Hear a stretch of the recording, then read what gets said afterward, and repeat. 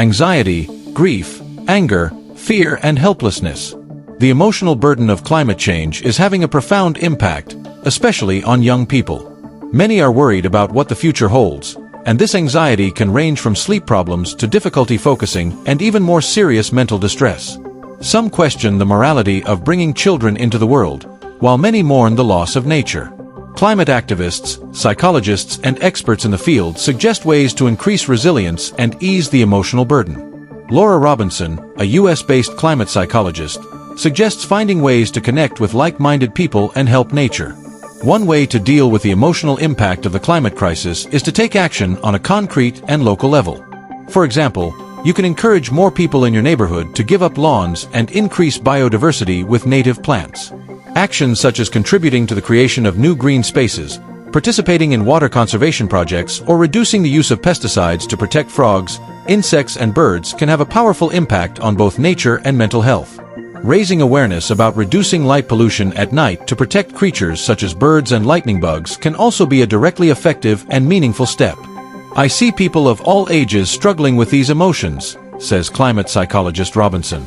I often work with parents in particular who are worried about their children's future and are struggling to cope with these feelings. Robinson suggests the positive sandwich method for sharing difficult climate-related emotions. Start with good news, followed by a challenging piece of information, and end the conversation with another example of hope. This approach can help keep both the speaker and the listener more psychologically balanced. Phoebe Yu, 39, left her cushy job in health tech to work on an MBA focused on sustainability. She started a business selling sponges made from loofah gourd. And she does it all while raising her 6-year-old son with her husband in California. I'm usually a very happy person and very optimistic, but sometimes it's very hard to manage that, she says. Part of managing her own emotions is trying to model sustainable behavior for her son and educating him about the importance of helping the environment. The family drives an electric vehicle. They don't eat meat and encourage their extended family to do the same. They recycle, compost, and limit air travel. I'm trying to explain things to my son so that he at least has some understanding of how the world and the ecosystem as a whole works, you said. I think kids can absorb it and translate it into action on some level.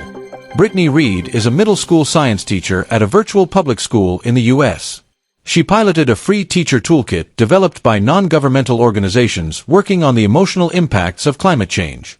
The toolkit provides activities to help teachers recognize students' climate-related emotions and support their mental health. One activity involves students documenting their interactions with nature on an environmental timeline. Reed says that openly expressing feelings often triggers action. They may feel anxious, they may feel angry or scared, but in the end they become the ones who say, "I'm going to make a difference in this world," she says.